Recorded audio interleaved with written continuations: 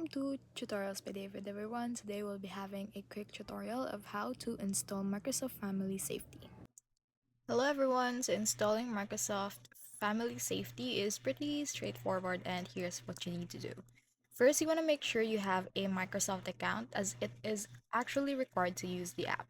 So on your device, you want to go to Microsoft Family Safety website. So this is the one for me. You just want to sign in.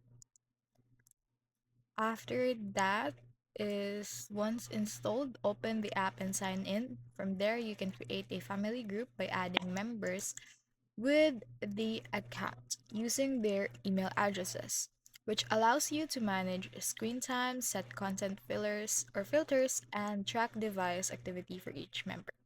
So if you're on Windows, you can also access family safety settings through the settings under the set under accounts. So for the Microsoft Family, if you have the app, you just want to go in there and then go to accounts, go to family and other uses or users, and then finally adjust the settings according to your preferences.